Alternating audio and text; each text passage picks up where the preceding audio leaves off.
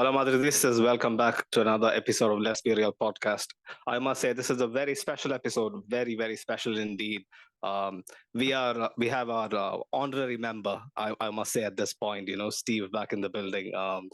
It's been over a year, I think, or almost a year since his very presence, graced our podcast and kind of made it special. And we actually had this bonding from right there and then. I don't know what clicked, what happened, but it was truly something special.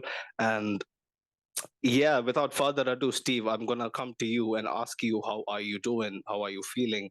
And is it really true when you mentioned it to me that when you came on a podcast and actually did the preview with us, that was really one of the best podcasts you have done in your life?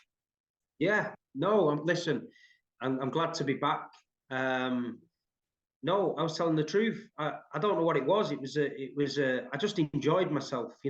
Sometimes I go on these shows and you have to feel like you have to get your armor ready for defense and maybe you get a bit prickly in that. But I just felt that, you guys were just genuine guys and you wanted to talk about football and I'm a football man and I really enjoyed it. And a few of my followers who followed me from day one also sent me a message and said, really enjoyed the podcast in Real Madrid, lads. I really enjoyed it. And that's why I've always said to the guests who you've tried to get on, look, go on that podcast, go and enjoy yourself. And these lads know what they're talking about football wise. And yeah, I enjoyed it, mate. That's why I'm here again, ready to go. Very high praise, right? Very high praise.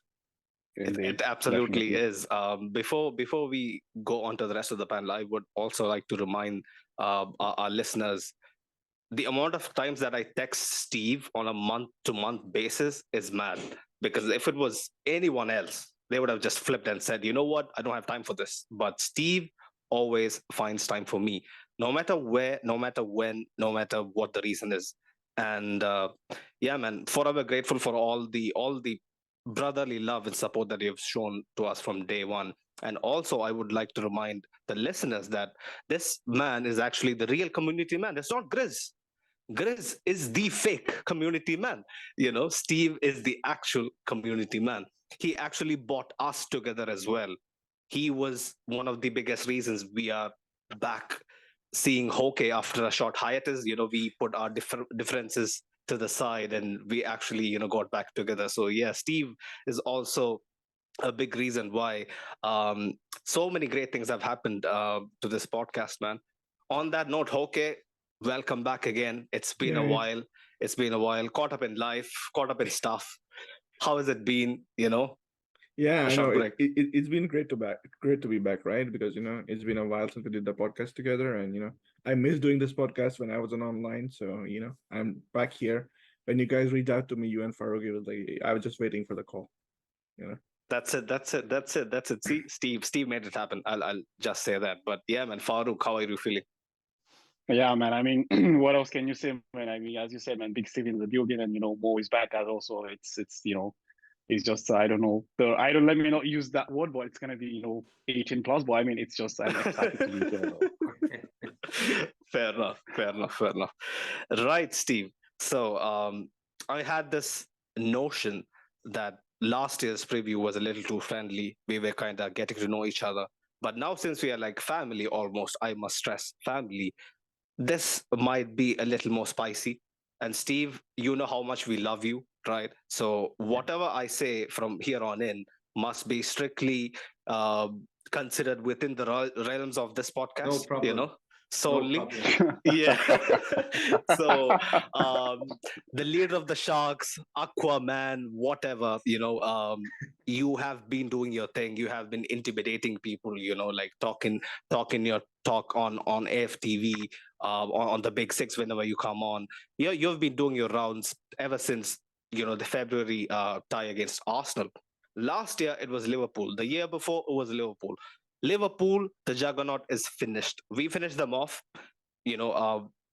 back in the round of 16. You were pretty happy about it. I'm sure that you were happy about us winning it rather than them as well. Last year, you told it to me. But tell me about City, Steve.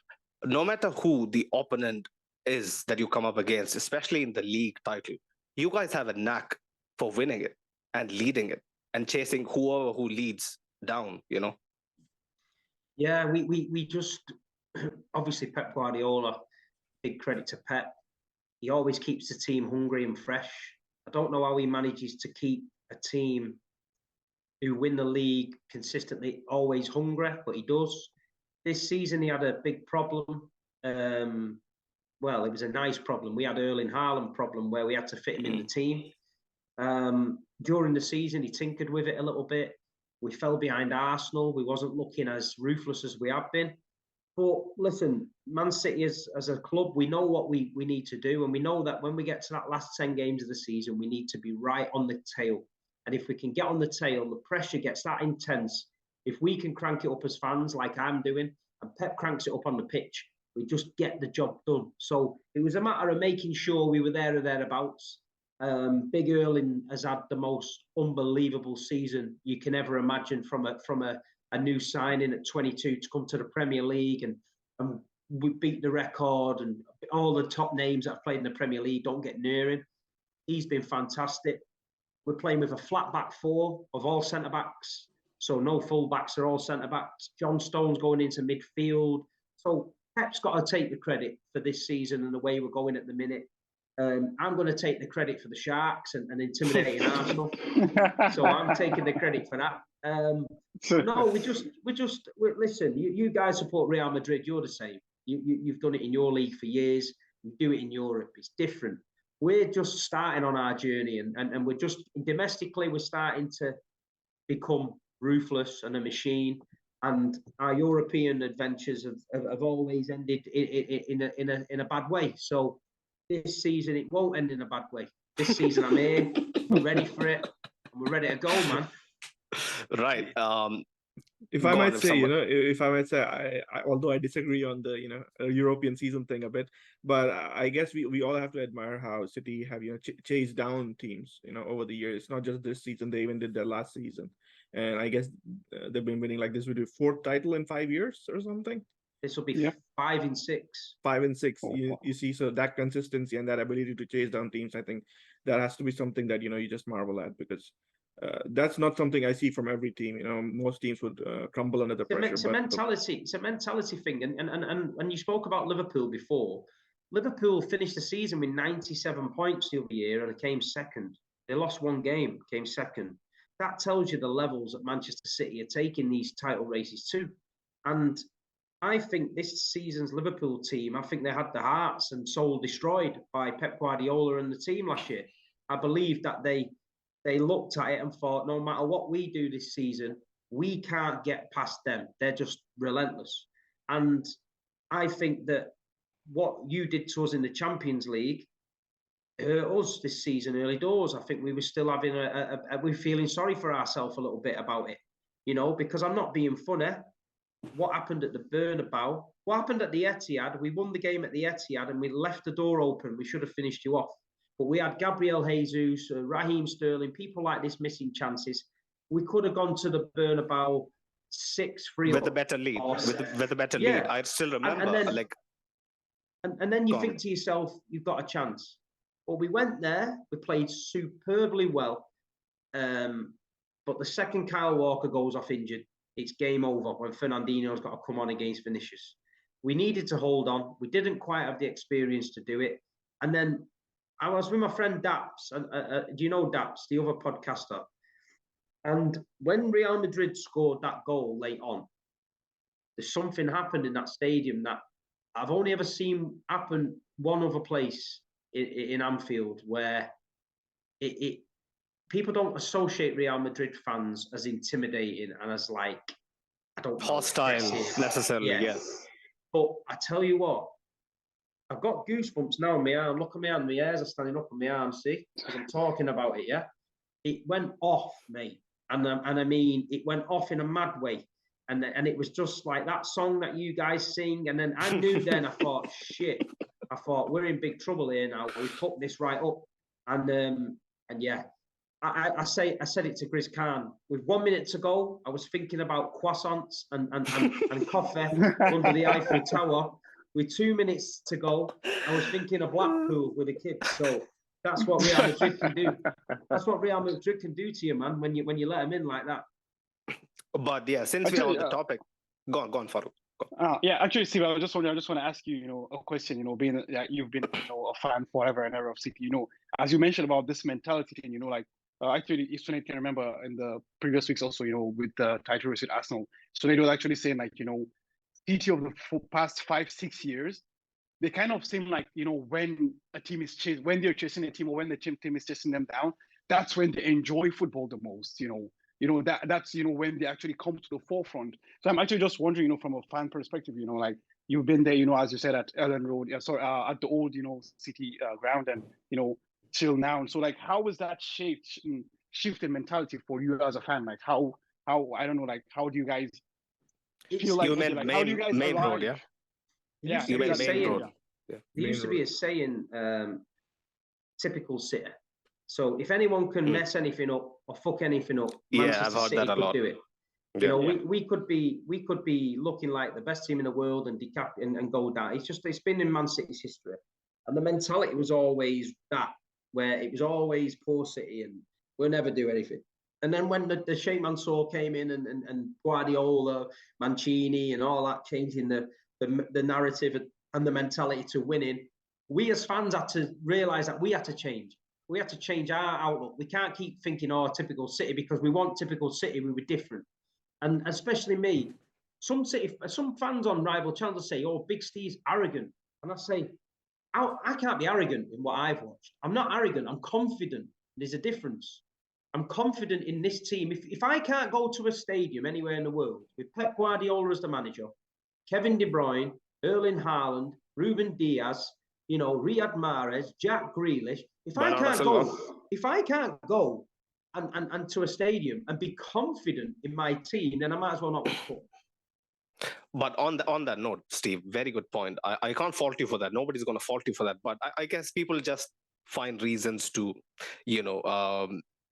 just shit on people. I guess shit on people having a good time. But this confidence. When I actually rewatched the second leg last night, and after Bernardo Silva, Mahrez actually puts you ahead in the second leg.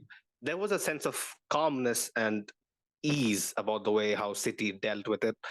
Pep was extremely calm. Yes, he was frustrated that you were kind of missing half chances, I must say. But Steve, is that confidence a bad thing as well in the context of last year's semi-final, since we didn't talk about it? I think what happened to us last year is a learning curve, and I think I don't say we needed it, but I think it's made us better.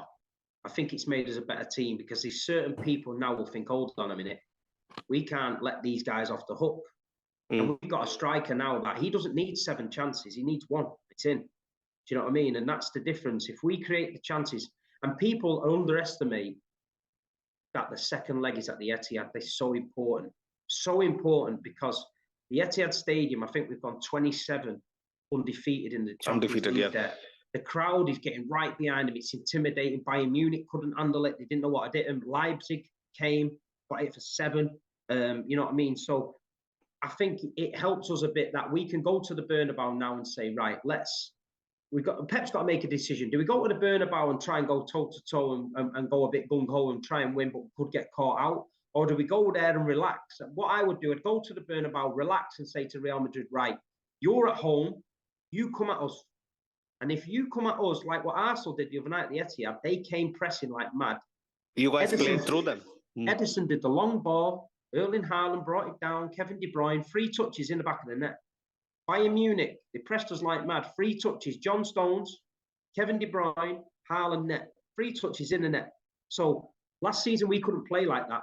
This season we can. So Real Madrid has also got an issue to think, hold on, if we go gung-ho, they might catch us on the counter-attack. So it's going to be absolutely fascinating how City and Madrid line up on Tuesday night and how they're gonna do it. Because if I'll be honest, if we win 1-0, there, or we draw, or we get beat 1-0, I'm happy with that. I'm happy with that going to the Etihad Stadium, because I think at the Etihad Stadium we can get the job done. So then, if I can say something, just to highlight a point that Steve said, it's a really good thing that he pointed out that City have developed alternative tactics this season, because they can defend deep and counterattack teams, which is something, attacking teams in quick transitions was something that City wasn't famous for, and Guardiola wasn't famous for, and I think he has adapted to having Erling Haaland in his team. At the beginning of the season, we were worried how Haaland was going to fit into Pep Guardiola's system, but right now Pep Guardiola is adapting to Erling Haaland. But I think something that cannot be ignored is the fact that Ancelotti is a wily old fox. He knows how to handle these things. And although City might come in, sit deep, lay down the bait, but I think if there's one manager in world football who wouldn't take the bait, it's Carlo Ancelotti, because what City are doing right now is what Real Madrid have been doing for years. Sitting deep and attacking teams in transition. And, on that note, like I would cast our focus back to the 2014 semi-final against Bayern Munich. It was Pep's first year, I get it, but still a 1-goal lead from the Bernabeu. I wasn't confident. I was thinking we were going to get overrun. We would have to just sit tight and pray that Bayern basically misses their chances and we can counter. But what happened at the Allianz Arena was something historic. We actually went on to win 4-0. So Carlo has done it before. And I think something that you need to keep in mind is the fact that Bayern team was the defending champions, right? And they came in with a lot of confidence. Not many people gave Real Madrid a chance. And, at the Bernabeu, it was the same dilemma, whether Bayern is going to attack or Bayern is going to relax. Bayern attacked us, and we sat back, we absorbed all the pressure, and, we got 1 goal courtesy of Karim Benzema. So, and we took that 1-0 lead, and, what happened at the Allianz Arena is like already history. So, expecting Real Madrid to attack City might not be the way how this game plays out, because I don't really think Real Madrid is going to press at all. Yeah, more of the same from last year, I guess, because we clearly know, City are going to look to try to, dominate possession and whatnot. But Steve, coming back to City, this season has seen a lot of evolution in the way City kind of goes about their things. I was very surprised that you guys sometimes deploy a 3 at the back or a 5 at the back. Like, tell us more about it, Steve. Like, did you find that intriguing? Yeah, well, what he tried to do is he's playing this inverted fullback, so the right back will go into midfield when you've got the ball. So it makes your midfield an extra man, and then when you haven't got the ball, he goes back to being fullback. We had a young kid called Rico Lewis. He adapted to the role really well. But Kyle Walker can't play that role. He can't play that role. And Pep's admitted it. John Stones can play it, but Kyle can't. And one thing we're gonna need in this tie is Kyle Walker 1,000,000%. Because when Kyle Walker was on the pitch against Real Madrid, then we looked comfortable and we looked like Vinicius couldn't get near him. But the second he went off, it was game over. So I do believe Kyle's going to play. We had Cancelo on the fullback. By the time Cancelo was getting so far up the pitch with the ball, he had Jack Grealish in front of him. By the time he was releasing it to Jack Grealish, he was literally 2 yards from the edge of the box. Jack didn't have a lot of space to play, and it was it didn't work. Now that Cancelo's gone to Bayern, and Nathan Ake, who's not a fullback, he gets the ball, Nathan. He gets it down. Plays it simple, very simple. Zips it into Jack. Jack Grealish has got acres of space in front of him. He can take a touch. He can run at the fullback, go left, go right. Made a massive difference. Bernardo Silva, the energy levels of Bernardo. I don't know if you've seen him against Bayern Munich. He was unreal. We've got this link up now with Kevin De Bruyne and Erling Haaland. Erling Haaland has improved as the season's gone on with his link up play.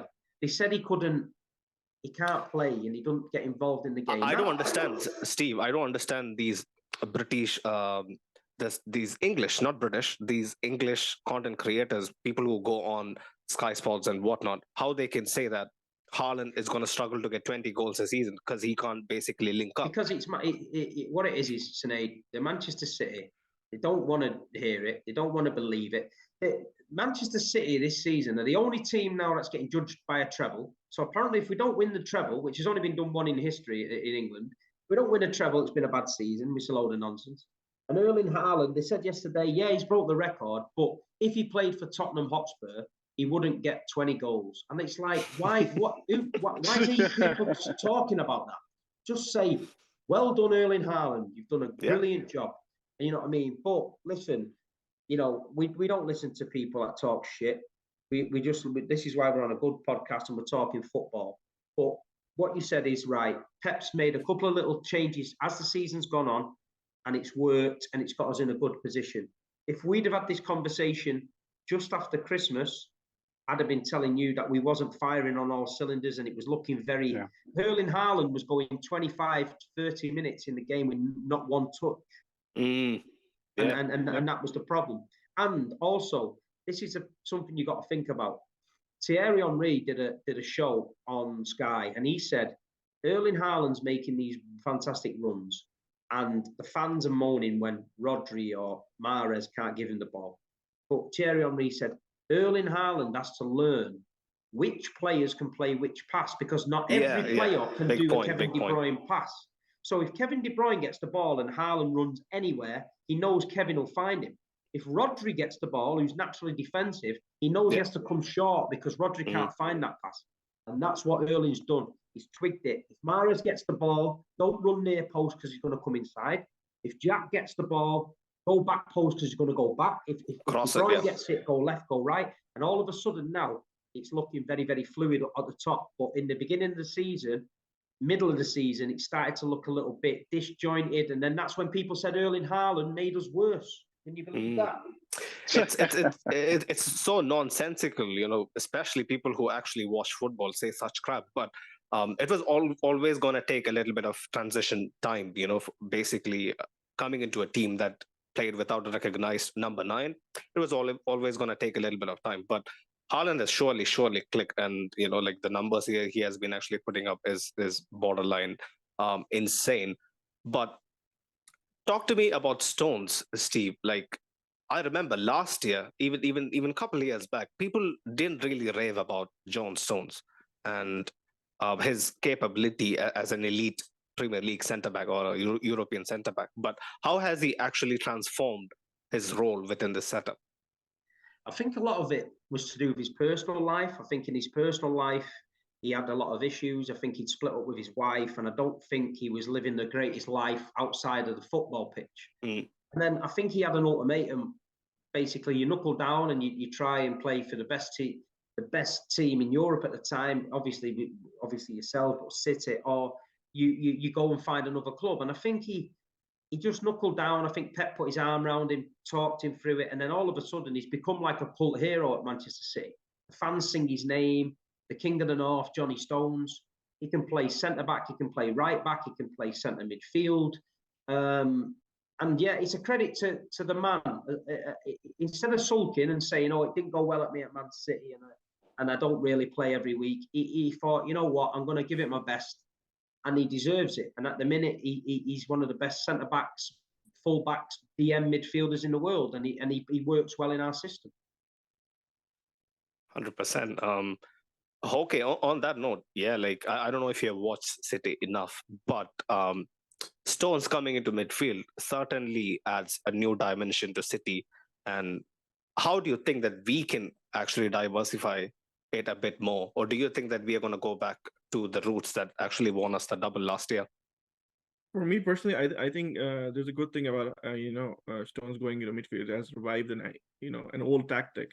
It used to be called the WM formation, which I'm sure like everybody who's listening to it and you guys as well are like have probably heard about and read about. So the thing is like Stone goes into midfield, does the job of an inverted fullback, and they create overloads essentially to bypass the opposition defense. But the thing here is interesting, right? Because this is something that isn't something City is doing that is new for Real Madrid, because Real Madrid have already faced this tactic, because Barcelona's have played with something similar, especially under Xavi, right? And under Guardiola as well. So we know how to break this tactic down. It's all about quick transitions, getting them taking advantage of when they're attacking us. And I think the role of Valverde would be very important, because I think personally he should be starting, and we should be playing with 4 midfielders to avoid these overloads that they might drag us into. And City, when they transition, they have these 5 attackers attacking the box. So with Valverde around, we might be able to even the numbers game. And then when we have Vinicius and Benzema up front, playing the counter attack, it's really tough to stop them. So I guess that's going to be key for Real Madrid. Yeah, there you go, Steve. We might have answers that you never see coming, Yeah. but so let me just interject with this question to Steve. Like, you actually mentioned about Kyle Walker at first, and very valid point. Like, we watched the game, for around, I think, 100 minutes in the tie or something like that. Kyle Walker had done a fantastic job on Vini. But right now, Vini is actually even arguably better. Not arguably, he's for sure better than he was last season. You understand? And honest to God, like, John Stones might be a fine footballer, fine player. Understands the role of an inverted fullback and what is and what is not. But wouldn't you fancy your chances with Walker playing, like, by losing something tactically, but gaining something physically? Because I think Walker might be just maybe alongside Araujo might be the only fullbacks that can actually hold up with Vini, in world football. And I don't know, like, playing an inverted fullback against such a dangerous winger, isn't it a very risky thing to do, though? Yeah, I don't think we'll play it. I think Kyle Walker will play. I think we need Kyle for Vinicius. I think if we stop Vinicius Junior, that's a big part of Real Madrid's armour that you're going to stop there. And I think that's what we need to do. And I think especially at the Bernabeu, then we probably expect you. Well, I expect you to have a little bit more of the ball than us, and I expect Walker to play. And I think at the Bernabeu, we just got to make sure we keep it tight, compact. I think we're still going to go for it. And like, I think we do believe we can win there, but we're just going to go crazy. You know what I mean? If it gets to 65, 70 minutes and it's at 0-0, I think then Pep might think, you know what, let's just keep it tight here and see how we go. And I think if we come away, like I said, with a 0-0, a 1-0 win, a 1-0 defeat, I think we'll be happy with that going back to the Etihad. It'll be super interesting to see how much they have. City actually has evolved in terms of game management, especially in the fashion they went out last year. Would have definitely taught them a lesson or two. But quickly, Steve, on the attacking front, we have Grealish, who has sometimes seen as a guy who couldn't live up to his expectations last year. You were very calm about the situation. So many City fans were, they were, actually telling us that, it might take a little bit of time for him to actually get into the starting 11 and establish themselves. But this 22-23 season has seen Grealish in his best ever form, if I'm not mistaken. Like, what do you think it is attributed to? Like, is it more belief from the setup that caters to Grealish's strength, or is it just bedding in time? I think it's a couple of things. I think one is the bedding in. It took a year. I think to come and play in a Manchester City system under Guardiola is not as straightforward as what people think. We've seen a few players come and struggle. Leroy Sané struggled for a year. Cancelo did. Rodri did.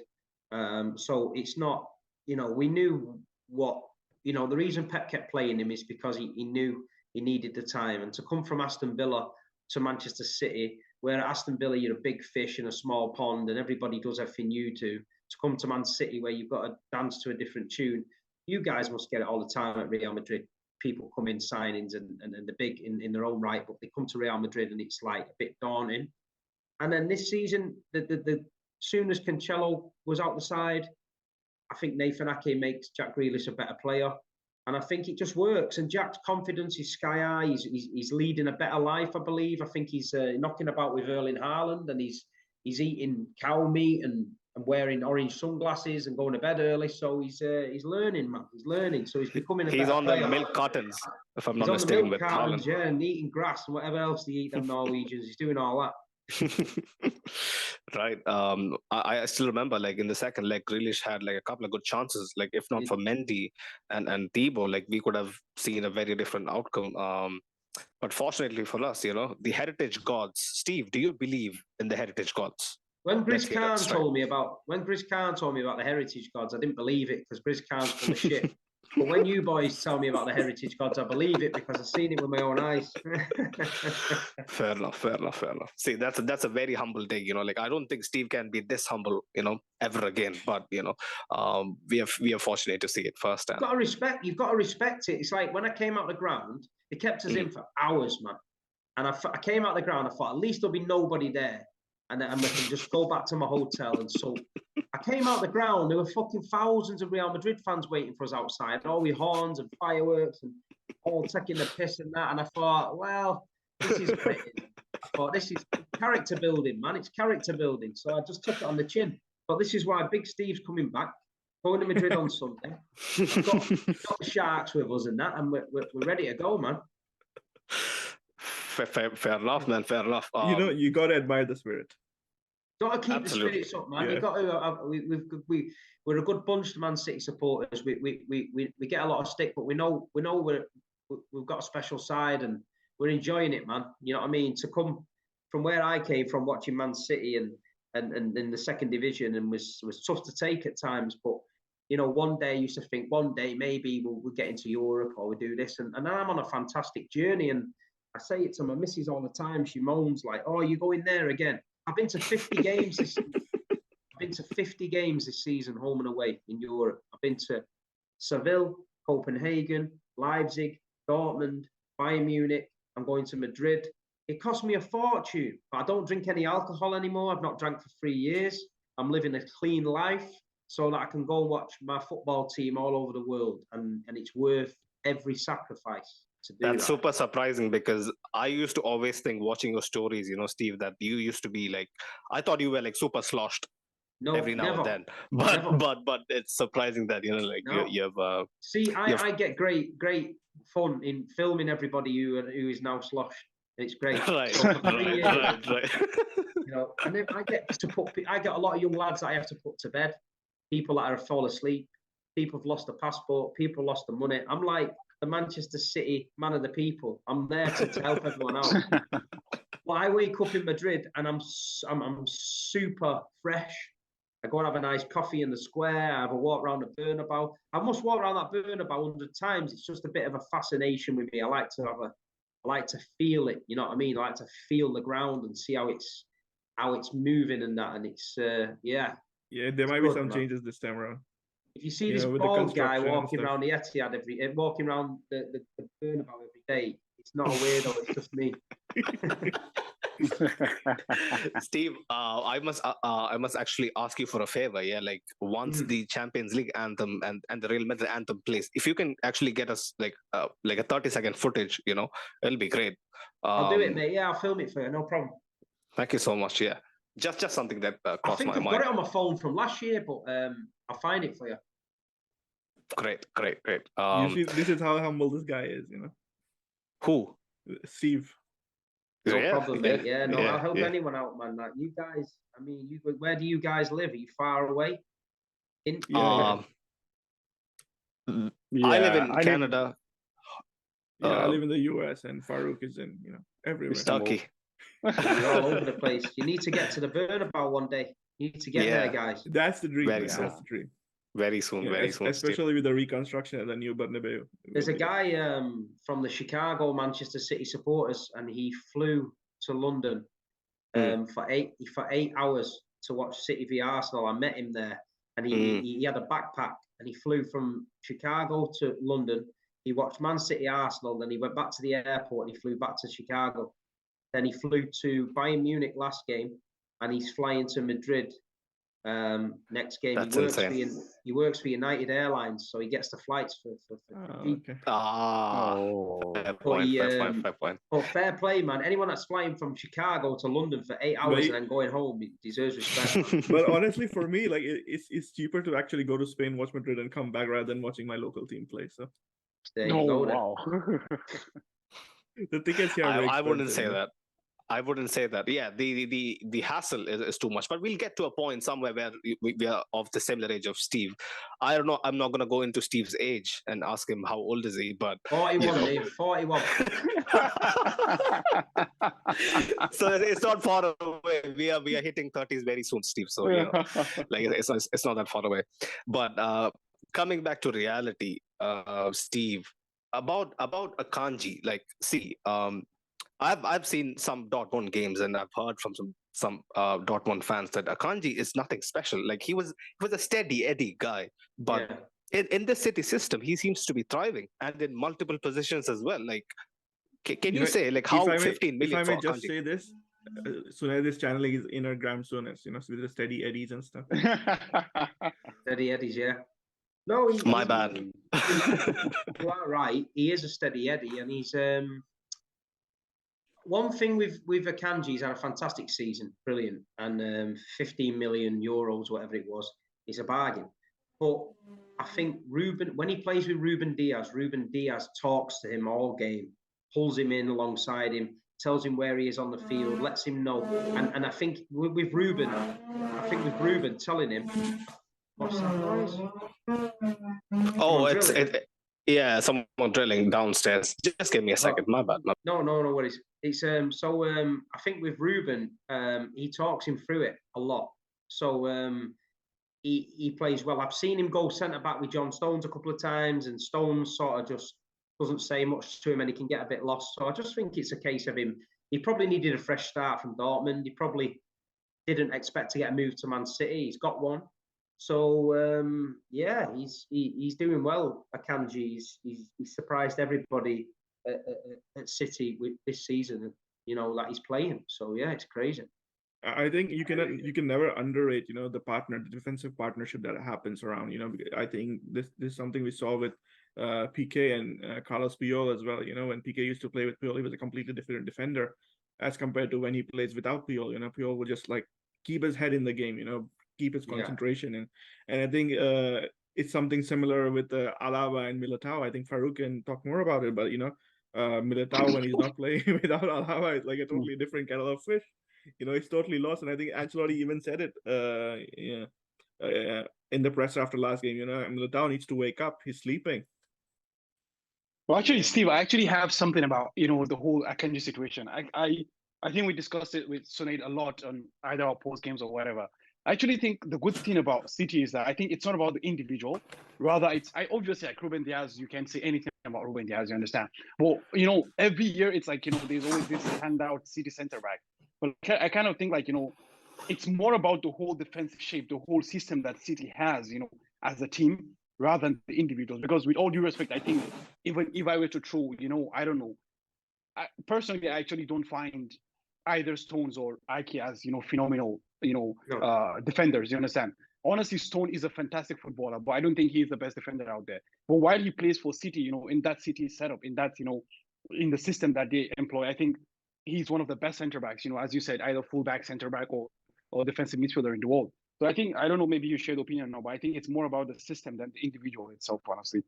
Yeah, definitely. No, it's definitely about the system, and I think it works. I think we've played with fullbacks and overlapping fullbacks before, and we've had great success with it. But this season he's changed it. It's a lot more defenders are there to defend. We're keeping a lot of clean sheets at the minute, you know, or conceding one.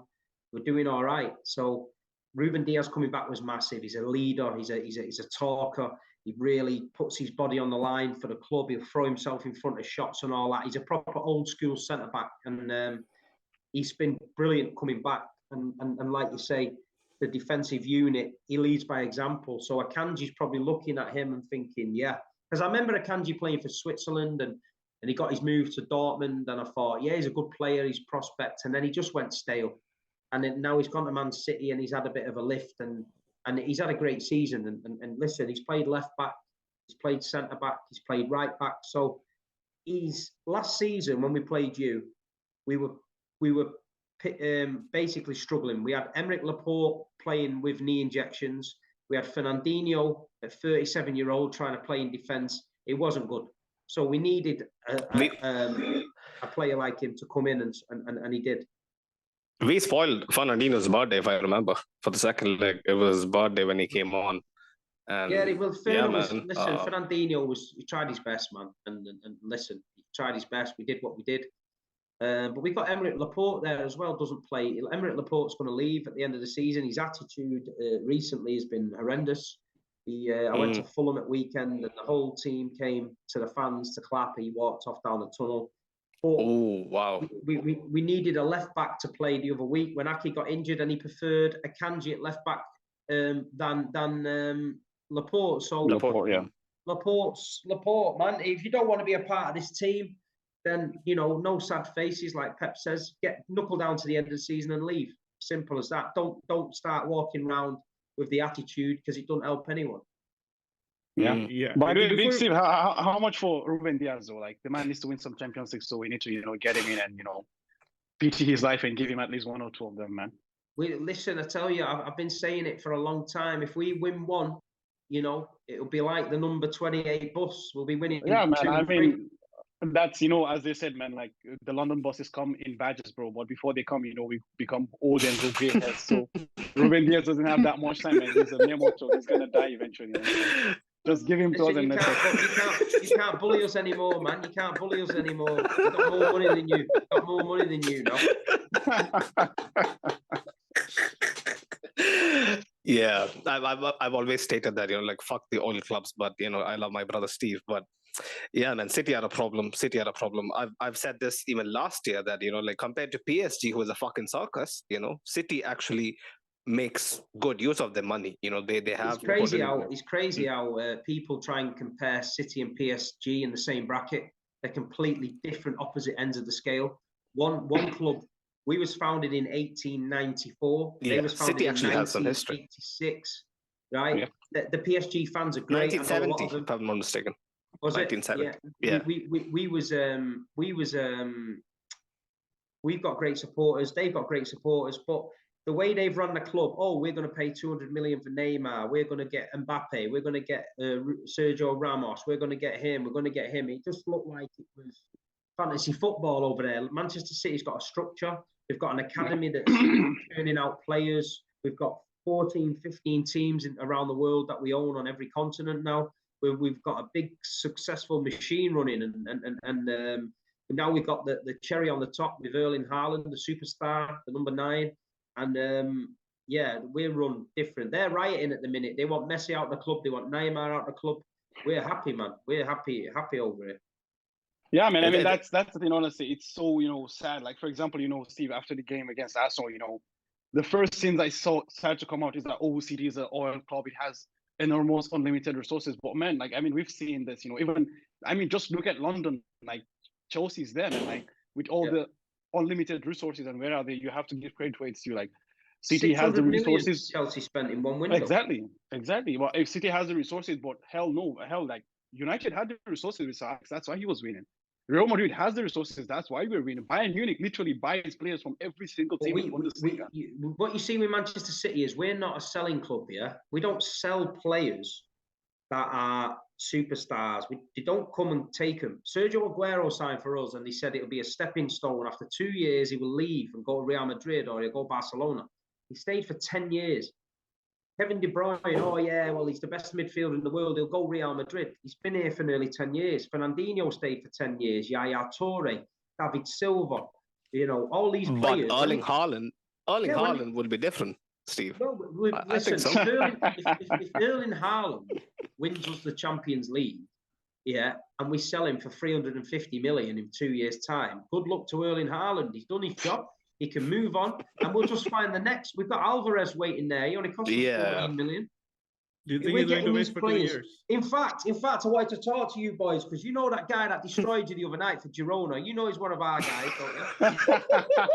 Castellanos. You know he's one of our boys, don't you? Yeah, New York City, right? Yeah, New York. I told you guys the repercussions of losing to fucking City Light.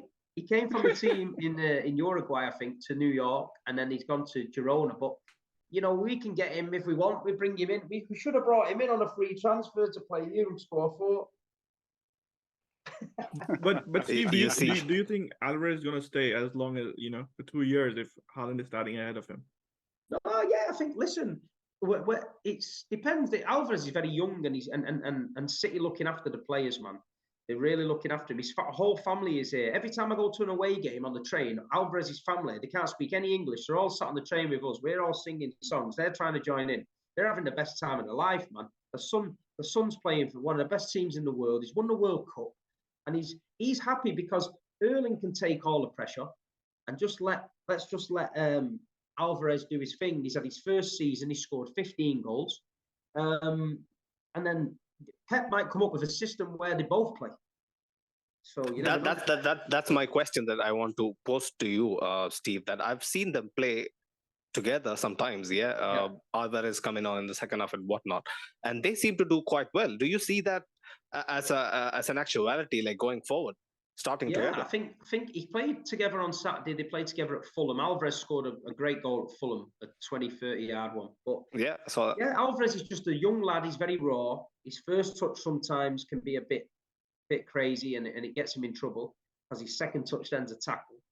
But I think going to training every day, training with Kevin De Bruyne, training with Erling Haaland, training with Pep Guardiola can only make this kid better. And I think he's realising that. You know what I mean? He's from Argentina. He don't care about the weather. They're cut different from the South American mould. They want to fight for every ball. He's aggressive. And he suits the Premier League. And his first season to get 15 goals, win the World Cup, be second understudy to Erling Haaland, who's got 50 goals, is unbelievable. You know what I mean? It's unbelievable. Yeah, for me, the point would be, Real Madrid have been in this situation before. Because like City, we take care of our players, right? Every player who comes to Real Madrid gets absolutely taken care of. But the fact is, like, there's a limit to how long you can keep players on the bench. I think the prime example of it would be Mateo Kovacic, right? He waited 3 years. It didn't work out. He wasn't going to get a starting spot, so he left. So I guess this is something that you expect to happen now. How long Alvarez is okay playing second fiddle to Haaland is something that Alvarez hasn't hit those heights yet. Okay. I mean, Kovacic didn't either, right? For Real Madrid. Yeah. Yes, but so these guys want the spotlight. They want to be the starter somewhere, at some point in time. All right, he might not leave this season, but at the end of next season, if the situation is the same or Pep doesn't develop a system where both Haaland and Alvarez are playing together, I think it might be a valid question. Either Haaland leaves or Alvarez leaves. Now, I have my doubts about Haaland leaving City because I think he's going to stay there for a while. But, Alvarez, I think, might leave. It depends what you want as well. There's certain players. I mean, Edin Dzeko was a prime example. Edin came in at City, was brilliant, but he always wanted to be number one, but he never was number one. He could never accept that Sergio was number one. And Sergio was brilliant. And then Edin left, and he's had a great career, and he's a great striker. Gabriel Jesus, last season we sold him to Arsenal. And people say, why did you sell him to Arsenal? The fact is, we won 4 Premier League titles, and we didn't really play with a striker. He was never going to be an Aguero. And for me, he missed too many chances. He was a great player, but he missed too many chances. We've moved him on, and we've brought in Erling Haaland, who scored 52 goals. Gabriel Jesus scored 10 for Arsenal, who were top of the league. So it's a great decision by City and Pep. We waited till we got the right man. We didn't make a panic buy, fill the squad up with shit players who just got us over the line. We persisted with a false 9. We won the league with it. And then now he's changed it. And now we've got the early news that he's an absolute superstar. And Jesus, wish him all the best. But we've gone up a level. We had Iniacho, then we moved to Jesus. Now we've gone from Jesus and we've moved it on to Erling Haaland. And there's nobody better than him in the number 9 at the minute. Obviously Benzema, but he's getting older. I think something that Steve said resonated with me. He said they got the right people in, right? They didn't just go and panic buy everybody on the available in the market. I think that's something that Real Madrid fans need to keep in mind because there's a lot of chatter about getting a right winger. Just let's get somebody in, somebody who can take players on and stuff like that. But I think the most important thing is getting the right people in. I think City have done that well. I've said that on many post matches and previews. You look at United. They got putting it on your guys now. Barcelona are going to win the league in Spain, yeah? They're fucking awful, man. Awful. Manchester United beat them. And it's like, I'm looking at your league and I'm thinking what's going on. And I'm thinking, I'm looking at it, I'm thinking, Man United got beat off Seville. We beat Seville. Your league form, David Silva was pulling the strings the other night for Sociedad. And I'm thinking, I'm looking at it. I get the Real Madrid Champions League era is different. But let me tell you, when I tell you that this Manchester City side, 10 times better than Barcelona. I'm telling you now. And they're 10 times better than Man United. And if Real Madrid turn up in that mode, then it could be bad. It won't be that mode, though, Steve. You saw that last year as well. You guys were super confident I'm just making the alternative that if a couple of your guys fall asleep and think, Tony Man City will do these, then it might be peak, man. I think the most important thing to keep in mind here is that Real Madrid this season has been playing to the level of the opposition, right? Yeah, Okay, Exactly. we again, always especially do, man. I won't count too much on the game against La Real because it was like a patched up 11 and players playing, and you have to also keep in mind the fact that Real Madrid have been out of the league race since like February, so most of Yeah, the guys it's really a tough time motivating players, mentally especially checked when out, right? half of them are missing. But I think Mm. when it comes to City, there will be a whole different level of concentration. For me, the only worry would be Militao missing the first leg. Yeah, that is a big blow. Steve, your thoughts on Militao, man? Like, have you seen much of him ever? I haven't seen much of him. Every time I've seen him, I do like him. I do think he's a good player. You know what I mean? It's is Modric not playing either? Did somebody say, or is he No, fit? no, no. He's gonna play. He's gonna play. Right. Well, so I mean, listen. I know all about Real Madrid from previous, and we just gotta we've just got to get the job done this time. We've had enough times to play Real Madrid. Last season was hard.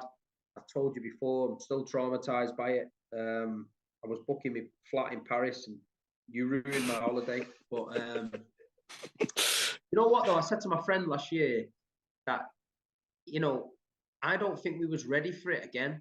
I know that sounds daft, but I do believe that if we'd have beat you, Liverpool might have beat us in the final. And Really?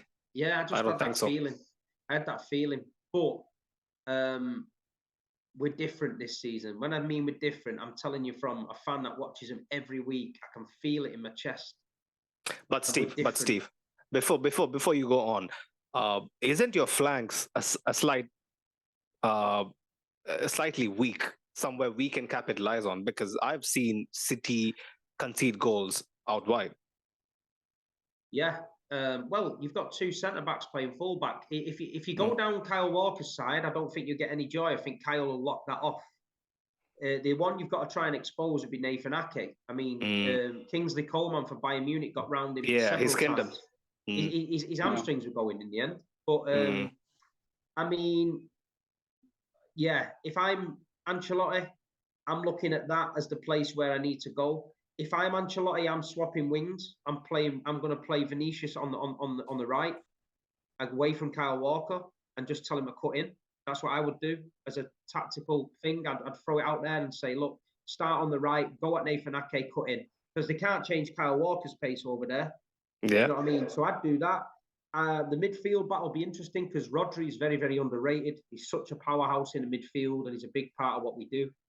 And then you've obviously got Kevin, who's, he's unbelievable. And he scored in under 90 seconds, first leg last year. Yeah, and this, he's playing this role at the minute where if City need to go long, he's the man picking it up with Erling and linking well. So yeah, it's going to be fascinating, man. I love it. Ancelotti knows what he's doing. He's a great manager. Pep has got to get us over the line this year, and I'm so excited for the game, man. Just to get out there, get a bit of sun on my back, get in that Player Mayor Square, all the City fans having a party and that, and then yeah, man, I'm excited. My biggest concern, Farouk, like you hear Steve, right? He's so much looking forward to it. But my only concern is the fact that City can actually soak up and hit on the counter as well. What I've seen from them this year. Is that going to be a problem? Is that going to be up? Is that going to be us against our own basically machine, or basically like Us modus facing our operandi? own tactics. Yeah. I think the point is that I think City, whether they like it or not, they're gonna be handed the initiative. I think as Mo said before, like, so the thing is they're gonna be handed the initiative because Carlo isn't gonna do that. This is just what I think. I think at least for the first game, for the first 30, 40, 50 minutes, he's just gonna try to let them do what they can do. You understand? For us to be able to break out, from the wings. And just to Steve's point, about swapping the wings with Vinicius, I actually think opposite of that. I think playing Rodrigo and let the whole focus be on the on the left side with, I don't know, Diaz and Walker trying to deal with Vinicius Junior, and just unleash Rodrigo. And honestly, Rodrigo has been in fine form. I don't know if Steve has seen him of recent, like when he's played, at least for the past couple of games. Honestly, he's been in really, really fine form, although he's playing out of position, obviously. So I think that opportunity of running at Nathan Ake, I think it's something that is a very, very interesting something that makes you salivate, honestly. So I'm looking forward to that. But I think we're gonna still play, a low block and give them the initiative even at home. Well, who's More going to of the stop the same. robot? Who's going to stop the robot up front? Bro, The man, I gods, mean, the gods. the thing is, Steve, like, I mean, I said to Saint as well, no one is gonna stop the robot. Like, I'm not expecting anyone It's to just stop him. impossible. You understand? So it's not a problem that I have no counts about that. It's like Well, the point Cristiano, is we man. need Like to we are score. 1-0 down before the game even starts. It's a Exactly. fact. That's It's just a fact. it. We gotta just be, keep it at the buck. But okay, man. Like quickly coming on to us, right? Like how do you think we are gonna set up? Like is it gonna be Rudiger and Alaba at centre back, God. Fede at right wing, like in all the big games? Like your take. Yeah, I think there's a good thing over here. It's like there's a difference between how I think they'll set up and how I want us to set up. So I'll probably try and answer how I want us to set up. So for me personally, I think the biggest worry is how City play. If they play with the WM, I think it's a no-brainer that we go with Chouameni and add in Valverde, Modric, and Cruz in the midfield. We got to create those overloads over there. And if you watch City when they're attacking, right, when they're in the transition phase, they have their box-to-box players, and De Bruyne and Gundogan. They really push up into the box. So I guess, and they create overloads over there because we only have four defenders facing against 5 attackers with their wingers as well, and the wingers will try and stretch the fullbacks out. So I think in these moments it is key that we have Chouameni and Valverde, adding up the numbers, beefing up our presence in the box, and countering their offense. So for me personally, I think the way to go would be with 4 midfielders and Benzema and Vinicius up top. But if Walker plays, and like Big Steve pointed out, I think is Kyle Walker is not really familiar with playing the inverted fullback role. Yeah. So I think if that happens later on as the match progresses, I would consider taking one of Modric or Cruz off and bringing on Rodrigo. That would be the way I would go. Right. See, this is the thing, like we always want us to set up a bit more aggressively, but we all know Carlo knows better. Like we found out that last year, Farouk found out that the hard way last year, but it is what it is. But Steve, see, man, like I've talked about City so much that I forgot about Gundogan. Like in my opinion, he was the catalyst for you guys scoring that goal in at the Bernabeu in the second leg. His reverse pass to, if I'm not mistaken, was it De Bruyne or Fernandinho? I'm not sure. Bernardo. Yeah, like it was mad. But from your perspective, from the City perspective, like how would City approach this game, and what should City do to actually get an upper hand? It depends how Real Madrid are going to play. Like I said before, we've got a system where if you press us, we can go long. Edison can dink it into the pockets and we can attack you and break. We did it at Bayern Munich a lot. We can go down that route. But other than that, we can be patient and calm. We can keep the ball. We can recycle it well. And when we've got the big fella on the pitch up front, you've always got a chance with him. As long we just got to make sure that if we do get in and around the box, we don't overpass it. We get the ball in the box early and get Erling on the ball, some nice touches and that. But I just believe we're going to be a lot calmer. We're not going to be we're not going to be forcing it as much because we don't want to get caught out. I do believe we'll be steady and try and take control of the game. We're going to ride the pressure a lot, I think. But I do think that counter-attack option, especially with Haaland, if you'll go gung-ho and you say you cross it into the box and it breaks on the edge and we can get it fast up the field, I think if you leave Erling Haaland in any space for him to run into and Kevin De Bruyne can find it, that's where we got to hurt you, I think. Yeah, I think on transition, especially, with the pace of Haaland, and I think we're going to be missing the pace of Militao, right? And neither Rudiger nor Alaba, they are that fast, like especially not Alaba. But so I think that's going to be really important, countering that counter-attack. Rudiger is my biggest worry, man. Like, how is he going to cope with Haaland? I have no idea, honestly. Yeah, personally, idea. Personally, for me, that's the biggest worry, right? You have Rudiger and Alaba against Erling Haaland. I think if we had Militao, we'd have gone into this with a lot more confidence. But given the situation, given Militao picking up that stupid booking, and I think personally for me that was not even a yellow card, right? Because I don't think he tackled that Chelsea player. So I think that's going to be a big. You see Chelsea at the minute. Chelsea are awful, mate. Awful, absolutely awful, and they're really bad.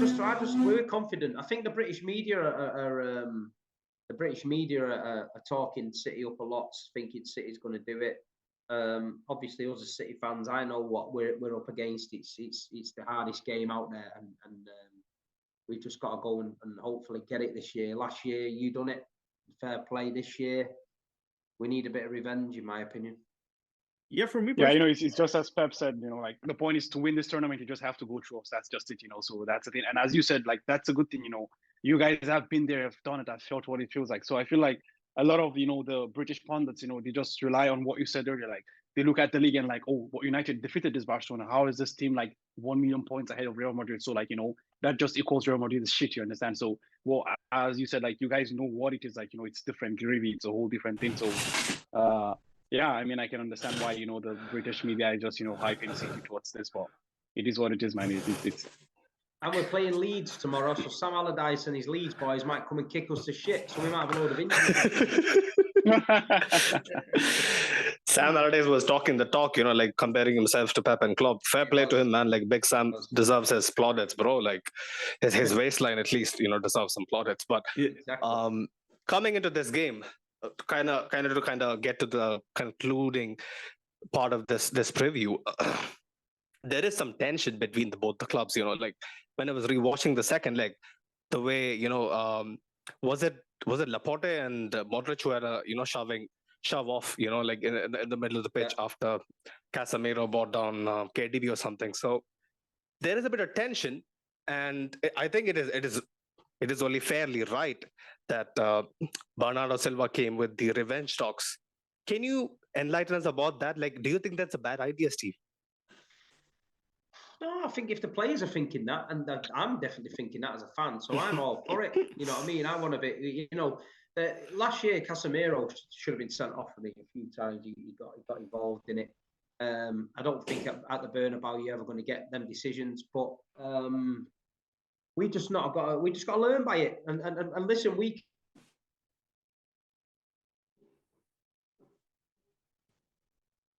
Oh, what happened? Steve is frozen, I guess. Oh, Steve is frozen. Yeah, I think we lost him. Something happened to. Yeah. We're there. Oh, Steve's back. He's back. Mine froze. Last season, Atletico Madrid away, they kicked the hell out of us. And we went toe to toe with them, and we got injuries and that, but we went toe to toe with them. A few years ago, we'd have lost that game because we didn't have the bottle. Now we have got the bottle, and we went to Madrid and we had a fight there, and we have to fight. I think we can go, if they want to go down that, if Real Madrid want to take it down that road, I think City will go down that road as well. But I think the most important thing of the whole fixture is that the second leg is at the Etihad. Let me warn you again, Steve. Yeah, I get your confidence. I was wary as well because I was not confident for the very reason that the second leg is at the Etihad. But there have been fans, City fans, coming onto our videos, in the comments, stating that good luck to you all. You guys would need it against our side, because it was all that last year. Steve, you can't write this team off, can you? No, can you just put it down to just sheer luck last year? No, you can't. No. It was deserved. You keep going to the end. You didn't give in, and we got caught with a sucker punch, and then bang bang. Before we knew it, we were out, and we've just got to learn off that. And it's literally two absolute world class teams going toe to toe, and it's a 50-50 match. People said it to me, it's 50-50. You guys are confident in your team. I'm confident in my team. Would we both rather be playing a Milan club each in the semi-final? Hell yeah. Yeah. It's the look of it's the way it rolls. And like I said before, I'm really enjoying it. And the build-up, I'm looking forward to it. It's just European heritage, isn't it? They say we got no history, but we've had a few Real Madrid games over the last few years. We've had a few semi-finals, Paris Saint-Germain. So we're creating our own history at the minute. And these people that like to talk about Man City with no history, Erling Haaland's just broke history. Pep Guardiola, if he wins this third title on the trot, that'll be history. 5 out of 6, that'll be history. So there's an awful lot of history being made now. So I'm living it, man. A few years ago, if you would have asked me, I would have said, City has absolutely no European pedigree. But I'll tell you, hands up, like hands down, um, the semi-finals that we were pitted up against last year was one of the best games that I've seen in my life. And I Do think you know what? Do you know what hit home, yeah. Sinead? Yeah, I went to Yeah. Bayern Munich. Yeah, Bayern Munich, a big club, aren't they, with history? Yeah, big established club in Germany. Bully everybody. More Absolutely, mafia. Yeah, mafia. They were shitting themselves, Mm. shitting themselves when they come to the Etihad. They got destroyed, and we went out there. We had a party, mate. We had a party there, and then they don't like it because in Germany they don't like Red Bull because it's scary that Red Bull might take them. And Yeah. I think in a few years' time they will. And they don't like Man City, but Man City ain't going away, man. Man City ain't going away. We're not going anywhere. Erling Haaland is here to stay, and yeah, it's unreal. Absolutely, the scope for nerve-wracking spectacle, it's always in the script when we face off. Like there's something about it. Honestly, like with Liverpool, I have this spite against them. I don't know why. It's their fan base, their whole arrogance. I don't know. Klopp coming out and basically saying, book the tickets for, book the hotels for Istanbul. Yeah, like all that stuff. It just doesn't make sense. But City, man, you gotta, give them their respects and brace yourself. So what will be, a very edge of the seat thriller. But if I may say something, I think it's important to note that European pedigree is not just built by going and playing finals and winning Champions League titles. Absolutely, I think it's also built by playing in the semi-finals, reaching those later. In the early 2000s, Valencia had some European pedigree, right? Yeah. So I think City have definitely done that, and the results they have, they are a team to be fair in Europe right now. 100%. On that note, I guess we have to actually, bring this preview to an end. It's been an absolute pleasure, Steve. I'll be posting his socials in the description. Go check them out. It's been a long time coming. Like I said, it's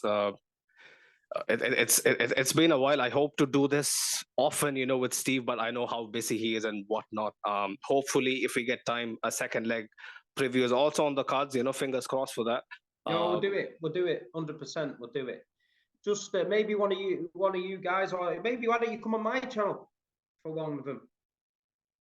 We could do that. I think why don't you come on my channel, and then what we'll do is we'll get you on my channel, and I'll big you all up to the boys, and we'll get you some new followers and that, get people over there. But all I'm going to say to you guys is keep doing what you're doing, man. I know it's tough because I find it hard to do what I'm doing, but you're proper people, man. Football people. There's not a lot of football people in this world. People do things for fucking likes and stupid things on this YouTube thing, but in the end, proper football people will shine through. So this is what I'm saying to you. Keep being consistent. Keep improving your shows where you can. Don't listen to the negative comments. Keep going as a group. You support a fantastic club.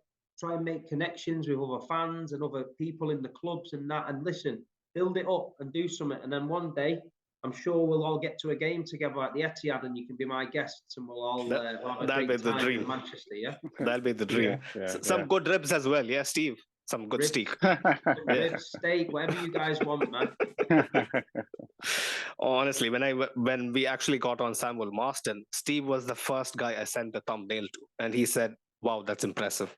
So yeah, man, like anything big and positive happening here, it's it'll be run by through with Steve, before we actually make it official.